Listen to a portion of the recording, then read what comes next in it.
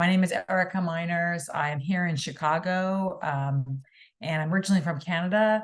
I wear many hats. I'm an organizer, a writer, an educator. I work at a public, relatively open access university on the northwest side of Chicago. I teach at a prison, and I've been organizing a project at a maximum security prison for about 14 years. I ran a high school for people coming out of prisons and jails and taught at it for 20 years on the west side of Chicago. I'm also somebody who identifies as a long distance runner, a beekeeper, and somebody who's queer. So many things. Well, thank you for keeping bees. We are going to discuss your book, For the Children, Protecting Innocence in a Carceral State. And if you could begin by telling us how you came to focus on childhood and what the kind of the basis of the book is. Thanks for that question. I came to that question through several overlapping paths. One is as somebody who supports people who are coming out of prisons and jails and does a lot of sort of community-based organizing work. I frequently would be in community-based contexts, and children are protecting and as a public argument to stop initiatives that were really important to the entire community. So housing for people coming out of prisons and jails would be blocked because some people would show up and argue that it would make the neighborhood unsafe for children, right? And that's just one example of many. So I started to sort of think about this. In particular, critically, when I noticed that also, as somebody who has worked against prison expansion and jail expansion, or worked against what people in the United States have coined the term prison industrial complex, as somebody who's worked against the prison industrial complex, I also was noticing that same message, sort of saving the children or protecting the children, was being used to challenge, moving young people, minors, from juvenile court to adult court and trying them and sentencing them as adults. So I started to sort of look at how children and childhood was popping up, across my organizing and criminal legal landscape, and also educational landscape, and wondering why and how it's deployed. In what ways is it actually effectively making the lives of, those who we see as young people safer, or is it making the lives of young people more precarious? And what impact is it having on the wider community? Because of course, children don't live all by themselves. They live with caregivers, with adults, with people who are not children. So what impact does, for example, the expansion of mandated reporting or the expansion of criminal background checks, which often sanction adults and move adults out of places of any kind of contact with young people, and also prohibit adults from employment, from all kinds of access to life-giving pathways. In what way do criminal legal background checks, which are expanding and always offered in the name of protecting children or protecting young people, in what ways do they not necessarily jeopardize perhaps the lives of the adults that might care for them? So I started to just explore and unpack children and childhood, and sort of notice in different ways how it was unfolding in my organizing work, in the criminal legal landscape, and also just to sort of pay attention to when this claim of protecting children is being deployed, who benefits, who doesn't, and why, right? Those kind of very practical questions, because I like to think sometimes I'm a practical person, even though so that's like a beginning, and that was a long answer to a short question.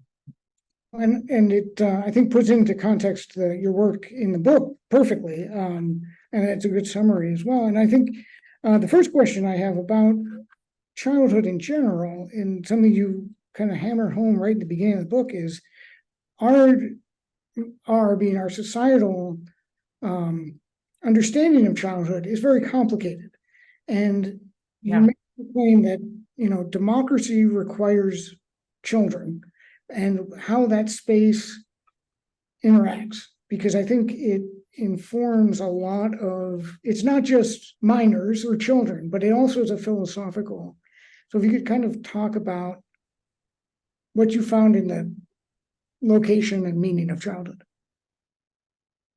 Yeah, great. Another great question is, I think even when I started this project, I had sort of an idea that, sort of a common sense around children, that this was a static category, that it was something that was sort of common sense and normal and natural. And once I started kind of unpacking it, thinking through it, reading historically, reading all kinds of different scholarship and archival work, historical work around that category. I think what the first thing, one recognizes is there's nothing neutral, static, or consistent about the category of childhood. It's a relatively modern invention. It doesn't apply to all young people, and there's no bright line, right? So, and that entity, children or childhood, what is it? Which isn't to say that we don't have developmental stages. It isn't to say that we don't have all kinds of changes that happen to our bodies, but that this thing called childhood, and having a bright line of demarcation that says, well, now you're fully competent and in possession of reason and culpable, right?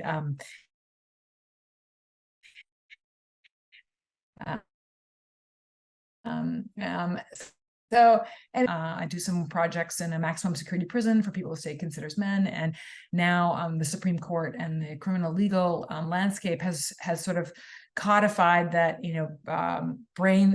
this sort of brain science, that brains are developing, and that children should not get sentenced to the death penalty. And children should not be sentenced in the United States to life without incarceration. So, I work with people who have committed, deep crimes. Or actually, I always think it's important not to use the language of crime. There's a dog barking outside, so it distracted me. I think it's important to use the language of harm, and to disaggregate, to pull apart crime and harm, because not all harm is not criminalized, and all crime, is not harmful. So crime is a social construct, but harm isn't, right? So I work with people who've done severe harm, right? But they committed that harm when they were 19, 20, maybe 23. They're now 50, 55, 60. They're not the same person they were. And they're really trying to get the courts to reconsider the sentences that they were given, which are 60 years. Benny Rios, a comrade of mine inside Safo prison, calls these football numbers, sentences that are 127 years, death by incarceration. So I offer that example just to say that what makes someone who committed the crime at 19, so much different than someone who committed that harm, at 16. Yet we're going to say to the 16-year-old, they have a chance at being accountable for that harm. They have a chance at transformation. They have a chance at being at sort of demonstrating to the world that they know what they've done, and they can be accountable for that, and engage in repair as much as that's possible. But to the 19-year-old or the 21-year-old or the 40-year-old, we're not going to say that, right? So offer that kind of lengthy example to say that these boundaries between who's a child and who's an adult are about more than, are about criminal legal culpability, their body, who has the right to consent to sexual acts, who has the right to vote, who has the right to not be seen as sort of property of another human being. So these are really important demarcations between child and adult. And there's no bright lines here, and there's no clarity. And we have a lot of anxiety as a nation state, and we're not the only nation state, about deciding, who counts as a child and who counts as an adult. And particular for this podcast, particularly in the book project, is that I really heavily point out that those demarcations of children and adult are never race neutral, are never gender neutral, are they're deeply steeped in kind of histories of white supremacy, histories of heterosexism, histories of misogyny, right, and histories of ableism, right? Because that language of who's never considered an adult in the United States, for example, is often people with disabilities, right? They're perpetually infantilized, perpetually seen as incapable of consent, incapable of full control over their body, for example. So I think that level or that framing of children in childhood, is incredibly harmful. Or people of color, who miss there's a considerable amount of research that shows that white teachers, for example, and white social service entities, or people who work in the social service field, tend to age up black young people. So see black young people instead of as 12 or 11, under that mantra, that mantle of innocence, or protection, instead of seeing them as 11 or 12, see them as 14 or 15, and also see them as culpable or dangerous. So these kind of, while we might think that, in some case, seeing a child as innocent is a value. In some sense, seeing a child, as innocent is also, a dangerous move. So I know that's a lot I'm laying out there, but I think that these, to come back to your original question, thinking about the child as a sort of flexible artifact, that's what I talk about in the book, that can be deployed politically, racially, in different kinds of ways to do different kinds of social and political work. And I think we see that exactly right now with our deep transphobia, deep fear about gender nonconforming young people, non-binary young people, trans youth. We see this mythology or this fear of in particular of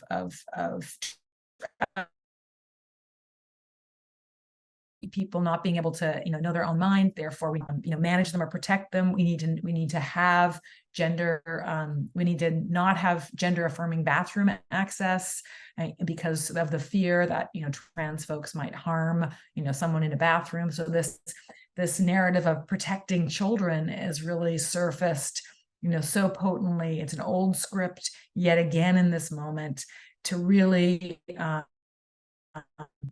scaffold, or push forward dangerous, homophobic, transphobic, racist policies of protecting children, when in fact they do little to protect children and they do to protect the communities that those children live in. So again, long answer, but I wanted to come back to that. Well, and so much of what you just said was going to be my next question, which was this border between exactly the border between white and people who are non-white, and also this demarcation where like childhood is used to, and like we saw it in the abolition movement and the women's suffragette movement, where these certain groups of people are infantilized, and but they're more like children. We can't trust the ex-slave because they have this childlike mentality. And in the book, you make it very clear that this childhood is a non-citizen. And I would love for you to talk more about how this panic, especially, and how it's deployed as a political move to not protect the children, but to demonize those who are other, or are, the black predator, whatever the trans bathroom predator who doesn't exist. How is that defined by the contours of protecting the children? Yeah, thank you for that. And it is, it's a very flexible artifact, right? The child, so it can be deployed and used in different kinds of ways. And I think to call someone to frame somebody as childlike, is a way, as you noted, to sort of strip power and agency, and to say, sort of the Britney Spears example, for example, as a contemporary example, like, somebody who needs to be, managed in perpetuity by by adults because the person is not competent. So framing somebody as childlike, whether it's formerly enslaved people, whether it's people with disabilities, whether it's teenagers who are engaging in sexual activity, those are all ways in which framing someone as a child is a can be a very helpful structural move in order to manage or control or maintain people, right? But it also can be, as a way to kind of freeze people in a kind, or freeze an entity or a community in a way that is deeply damaging, dehumanizing, and infantilizing, right? I think problematic. I mean, I think the rhetoric or the image or the artifact of the child can also be deployed as a flourishing rhetoric. I like to say, like this demand to protect the children. And I think that that's an old script. That's a script that, pushed, LGBTQ people out of schools, or the attempt to ban out LGBTQ people from lesbian, gay, bisexual, trans people from teaching, right? And we see that, that old script being kind of retrofitted in this political moment, as a, we need to ban, CRT, critical race theory from schools. We need to, teach, whatever traditional gender values are. I've lost sense of what, some people are advocating that is, but we need to ban gender affirming, bathroom access or care for particularly young trans folks in order to protect children. That's the sort of language, that gets, circulated again. But in reality, we can see that not only do those policies do nothing to protect trans children, but do nothing to protect, the people in those communities. It criminalizes adults for sharing meaningful health information, just affirming health information. It criminalizes, adults for, teaching accurate U.S. history, right? So I think that's another sort of example of the political rhetoric, that this image of, of saving children is sort of, it's kind of a rhetorical game winner, like who is going to be the person who says, no, I don't want to save children, right?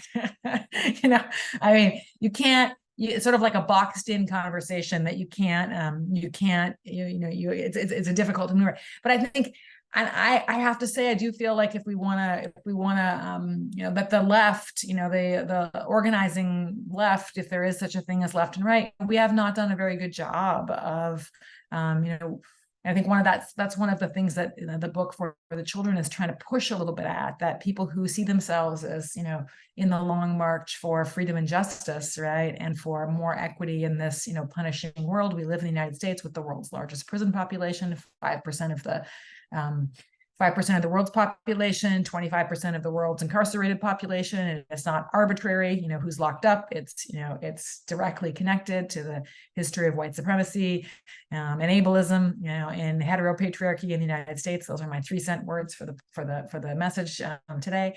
So it's not so we have a lot of work to do. But if we see ourselves as part of that movement, I think we need to think very critically about children and childhood, and how we're using it in our campaigns and our movements, and also how we're thinking about that as coalitional work.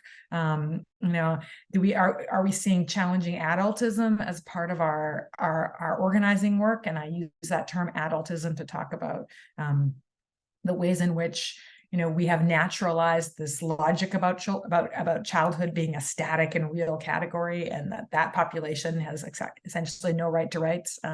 So I think that we need to take seriously that category and think it through in our movements, both practically in terms of coalitional work, but also intellectually in terms of campaigns and strategies, and as an analytic category. And we haven't done a very good job about that. So, because I think we're kind of not in a good place, to kind of challenge that claim of child protection, because, we enter into the argument, in a poor and not a strong location. We enter into it from being like, no, I don't want to protect children. I mean, which is not going to, instead of saying, actually I am interested in protecting children and the communities in which they live, right? And you, person who's passing this, regressive law that's about banning, CRT, or banning the accurate health information, or banning, people from using the bathrooms that align with their gender identity in the school. I mean, you are actually making that school unsafe. You are the ones who are not protecting children. I mean, we have to have we have to reframe the terms of the conversation. Otherwise, we're just going to continue to lose, right? Well, and reframing that conversation is incredibly difficult. Yeah. As you point out in the book, in that, like, even when you talk about child protective services or family values, those terms mean different things depending on who you're talking about. So if you're a person of color, Latinx or Black, or an immigrant or something, that child protective service takes on a whole other meaning. If you're wealthy and white, you have a different interaction with the system. So would you speak more about how the system, the carceral system, and our criminal justice system as it is, deals with children and childhood, and how it's politically deployed in that context? Great. Thank you for that wonderful question. And I like to use the term of Dorothy Roberts, the family policing system, to talk about what, passes for the child welfare system.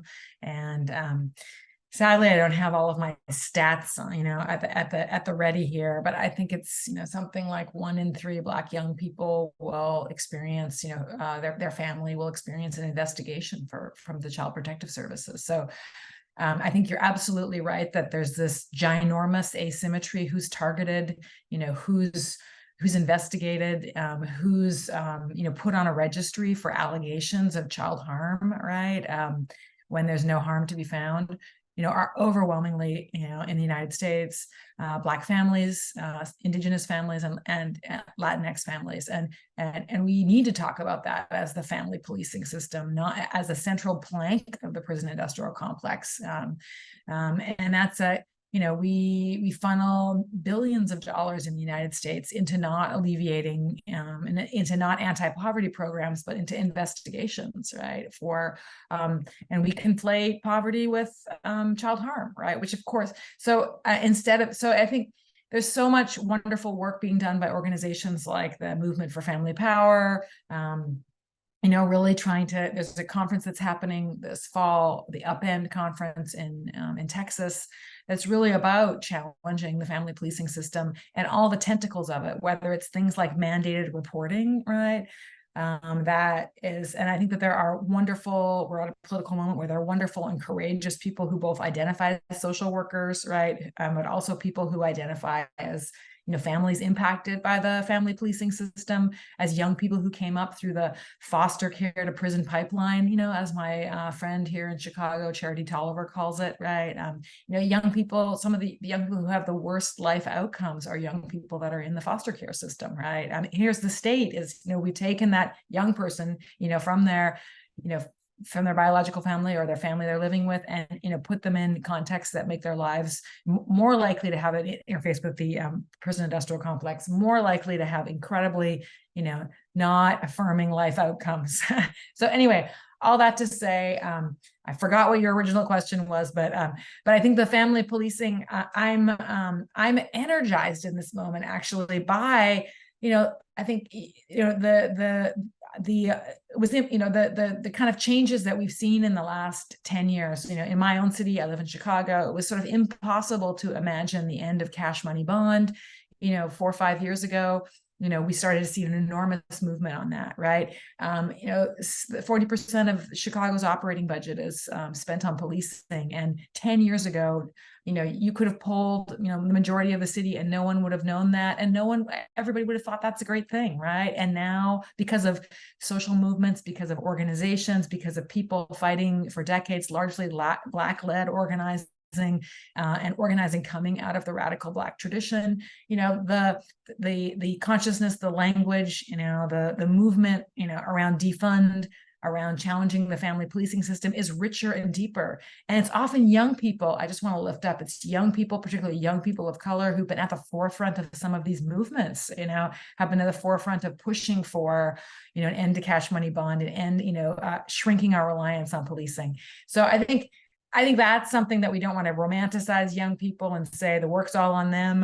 But I've been really energized by the work of the Black Youth Project here in Chicago, or Assata's Daughters, or the Chicago Freedom School, all youth-led organizing with a sharp critical analysis, all, majority young people of color, majority young queer people of color doing this work. And I think we in the broad sense, have a lot to learn from that work, and I'm excited by it. So the family policing, coming back to family policing, I do think it's a heavy. I just want to make, kind of come back to what I remember from your question. I do think it's a heavy lift. Like, for example, I said earlier, like, the mandated reporting. The social workers are shifting in some schools to go from mandated supporter, which is the law in many states, but to mandated supporters, from mandated reporter to mandated supporter. Like, what can we do instead of reporting, suspected allegations of harm, and then turning that family over to or that kinship network over to the criminal legal system for an investigation, which is, deeply punitive, and, kind of pushing that family into a relationship with the criminal legal system.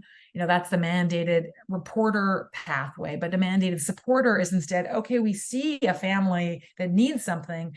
How can we support it? Right. Which is like, duh, right? I mean, in a sense, it's so basic, but it's also a conceptual shift, from the mentality of surveillance and punishment and punitive to, and I think it is both slow work and important work. But I've been so excited, like, from somebody who's been doing this work for decades, and feels like it's so hard to penetrate that. Of course, we want to protect children. We always have to protect children. Like, oh my gosh, do you don't want to protect children?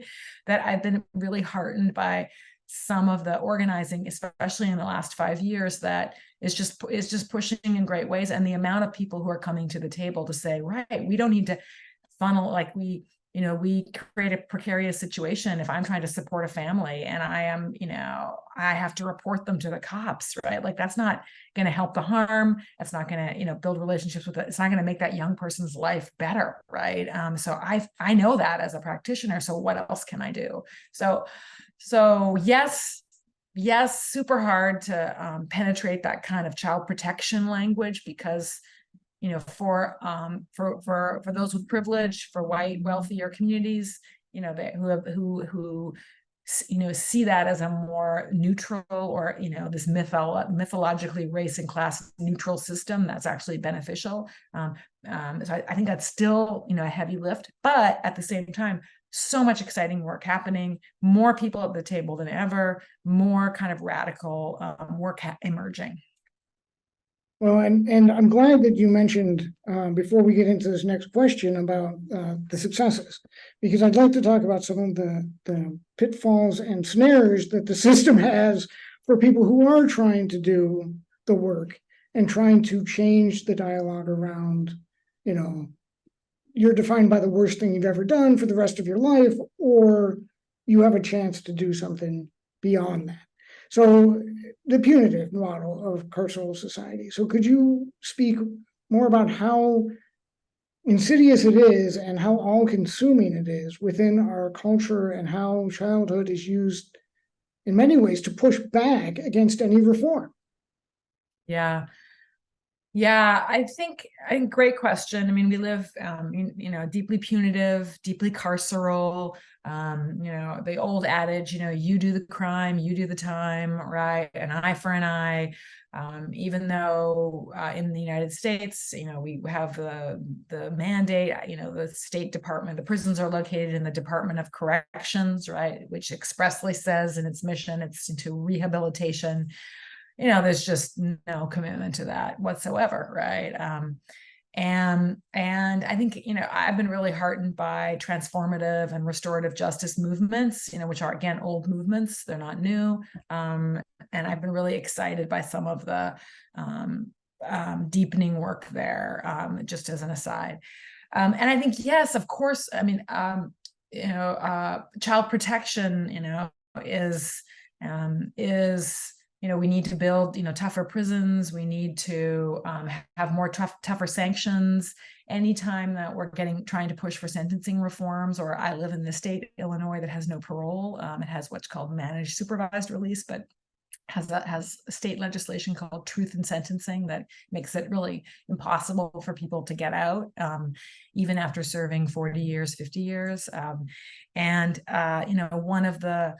One of the deep, challenges in getting any kind of sentencing reform, to get, parole reintroduced, is sort of this, the specter, or the image of the person who harms children, right? That's sort of the worst, that category, the quote unquote worst of the worst, right? Is sort of this looming, I always write this word, and I rarely say it. Specter is like specter, like looming image, looming image that kind of hangs over, any policy discussion, any legislative initiative, we have a bunch of petitions for clemency. It's the only way people serving long sentences, get out in the state of Illinois. And the fear for any moves on clemency is child protection, right? We can't. So I think that is, and what my research has taught me is, of course, and in particular, sexual harm for children, right? And there's also this narrative of stranger danger. We've, mainstream media and has really kind of amplified this fear. But we know from research that the people who pose the greatest harm to young people are those in their network already. It's their coach, it's their uncle, it's their, it's their boyfriend, right? Or there's somebody in their social network. So yes, young people are vulnerable. We have often engineered that vulnerability in a whole host of ways, by not having comprehensive basic sex education, by not having childcare in the United States. There's so many ways in which we make the lives of young people vulnerable. And I think that, but the narrative that circulates is this sort of fear of a stranger, and that's often racially coded. That's often, heterogendered. And I think that fear that someone might harm children justifies, more surveillance cameras. It justifies more cops on the street. It justifies more metal detectors, right? It justifies, the keeping people in prison, even if that has nothing to do with their sentence, right? And that's always the first carve out, right? And carve out by mean, if we're going to pass a policy, well, that's not going to apply to people who've harmed children. That's not going to apply to, all of these categories. So, I think that's a huge, if we really want to tackle our criminal legal system in the United States, we can't, again, the world's largest prison population that we possess. And it's not because the United States is any more dangerous, or, it's because we've directly passed policies and we've criminalized bodies and people. If we want to tackle this world's largest prison population, of course, we can decriminalize things like drug use, and we can offer mental health treatment and care, the so-called nonviolent, offenses. And I put quotes around that is because that's the state's language. But we also have to tackle the so-called violent harm, right? And we have to figure out ways to repair. We have to figure out, ways to hold people accountable for harm that they've done. We have to figure out ways to change the conditions that make that harm possible in the first place. And we have to really, if we are committed to ending, for example, child sexual violence, there are so many more things that we could do to work towards ending that, rather than, expanding criminalization, expanding surveillance, and expanding punishment. If we're actually committed to ending child sexual harm, and, we could do things like have affordable childcare, right? We could do things like have meaningful, affirming sexual health information for young people. We could have, like Germany, hotlines for people to call who are thinking that they might harm children, that they can call to get support, and they're not going to be criminalized for that call, right? So those are just, I want some among many things that we could do if we actually were interested in supporting young people and ending child sexual harm. We know that public registries, for people who've convicted harm, we know that increasing criminalization does not reduce harm, does not protect children. In fact, it often makes communities more unsafe, and it distracts us from the real things that harm young people, which isn't strangers, which isn't some random person. We focus on those in the media, but it's what happens in young people's schools, communities, sports teams, religious organizations. That's where the harm is, and that comes from garden variety, everyday heteropatriarchy, right? Which that's the problem. Yeah, I mean that in so many ways that's the problem. But I love one of the, and we'll kind of wrap it up on this, but in the book there's a quotation: "Liberation under oppression is unthinkable by design," and I have that on my desk. But the idea is, I would like you to just tell us what you mean by that, because I think that's such a powerful. I think the whole conversation kind of comes to this point, but I'd love you to unpack it just a little bit. Oh, thank you for that. I think that sometimes, Gloria Anzaldúa, wonderful poet and thinker, writes that, all sort of, I'm misquoting her wildly here, but the gist of her point is, that all ideas for all movements for liberation first start in your head. Like they're an idea of something that, that the status quo isn't okay, that white supremacy's got to go, or this current arrangement of power is just not the way I want to live my life. And then when we do the work to build a strategy, organize, find other people, feel less alienated, kind of move. And I think that that there's, Stuart, another quote, Stuart Hall, there's no social practice outside of ideology, right? So sometimes it's hard to get out of where we are. Like we sort of look at the contemporary arrangement of things and feel like I might be depressed. I can't figure out what's happening to me. I can't figure out what's happening, to my community. And I think that that quote, I can't remember what it was in the context of in that book, was just a reminder that the narrative that mainstream media, I'm not trying to be a conspiracy theorist here, but I think the narrative the mainstream media is teaching us, the ways in which the social world, the kind of messages it's giving us aren't, are non-libertary, but and it's not arbitrary that they're non-libertary. It's just, that's sort of a deep sort of architectural system. So yeah, liberation under oppression was also the, it's like, how do we, I work at as I mentioned earlier, at a prison, and I also work at a university in, Chicago public school system, for example. Deep censorship about what people can read and what people can access, and that's not arbitrary, right? Like, the goal here is to keep you in a spot, right?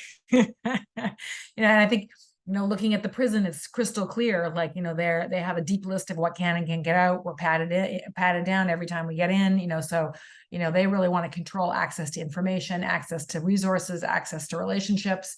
But the same is kind of true, in our public school system. And the same is also true, to a certain extent in, the university classes that I operate in, and also in the wider world. So I think that under oppression, right?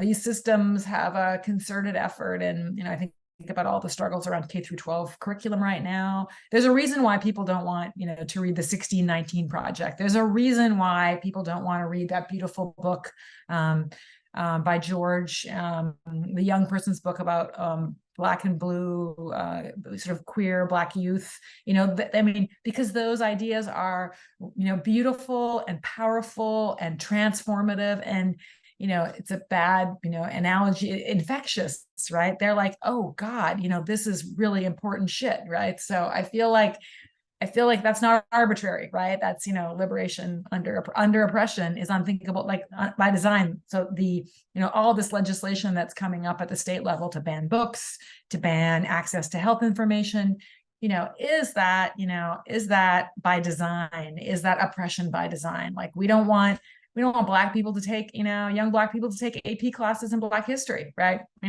Or we don't want people to read Colin Kaepernick, right? Like, or Angela Davis or, Robin Kelly, right? Like, no, so that's the oppression by design, right? It's like, we don't, because these ideas are so, Freedom Dreams by Robin Kelly is such a powerful text, right? And, so I think that kind of, again, it's a perfect way to end, because it comes back to where we start, which is, thank you, public libraries. Thank you, public librarians. Thank you for your fierce advocacy for ideas and circulation of texts, because, that's one clear pathway towards, liberation is the circulation of powerful ideas that are earth-shaking and also transformative for people that are like, I see myself, I recognize my history, I recognize, my body and my possibilities, which is something that, clearly some people don't want us to have access to. So thank you for the wonderful conversation and the time today. Thank you.